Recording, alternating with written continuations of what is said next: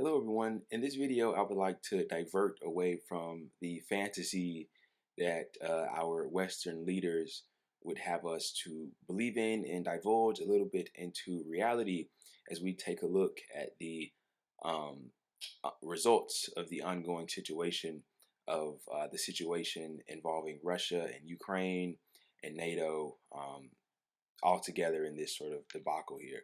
So remember when the Russian advance on Ukraine had first occurred, and Joe Biden and NATO and all the people involved with that were telling us that this is it, Russia's done, this is the last straw.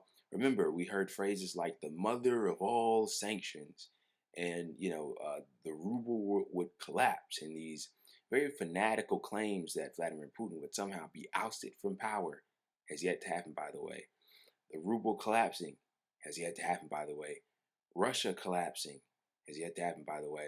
All of these things that were supposed to occur so methodically and in perfect order hasn't seemed to have happened yet. And I'm going to read you a headline from an article from the Financial Times that states the following: Russian banks post record profits despite Western sanctions. So, despite all of the sanctions, the mother of all sanctions that was put against Russia, their banks are posting record profits. Now, this video isn't to, I don't know, necessarily big up Russian banks. I'm not in any sort of position to do any of that.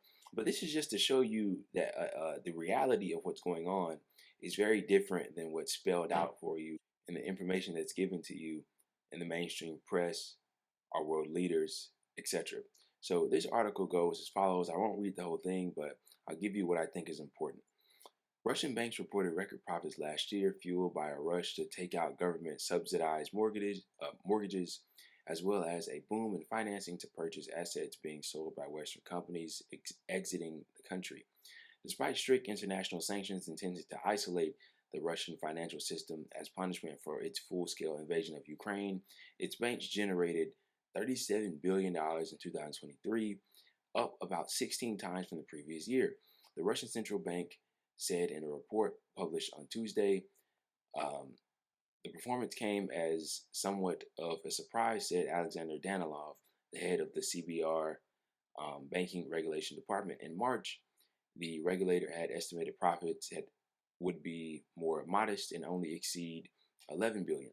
The record profits are another sign of the relative resilience of the Russian economy, despite U.S. and European efforts to hurt it via trade restrictions and other punitive measures. On Tuesday, the IMS said it now forecasts Russia's economy to grow 2.6% this year, twice as fast as expected in October. A large part of the country's banking sector has been cut off from the SWIFT international interbank payment system and has little or no access to Western capital markets as a result of the war in Ukraine. So there you have it, another miscalculation by the West, by NATO, by Russia's quote unquote enemies.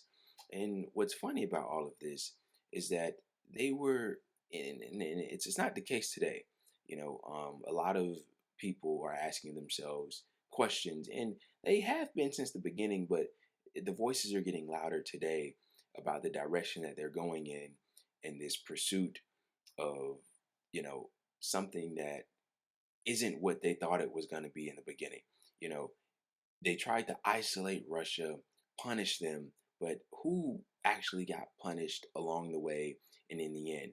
Well, I'll tell you, I can speak from experience living here in America, got hit with an inflation as a result of our own foreign policy as it pertains to the sanctions and what have you, with oil and the prices of energy going up.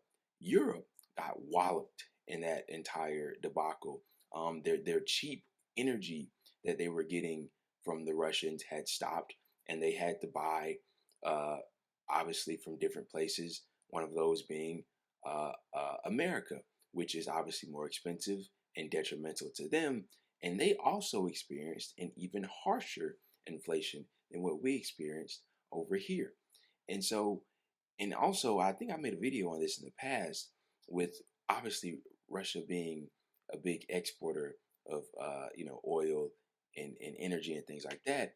Well, they just sold more oil to the people that would buy it, i.e., India, China, Saudi Arabia, and whoever else would purchase it. And they made record breaking profits after the mother of all sanctions hit them, and they used their profits, or they could have used their profits, which I would expect them to do, to pay for their war or to fund their war in Ukraine. So everything that we've been seeing has been the development that we've been seeing has been quite literally the opposite of what our world leaders has told us what was going to happen. Uh, Everything that they've expected to happen. I mean, just a very grand miscalculation. And to be honest, I wouldn't have it any other way.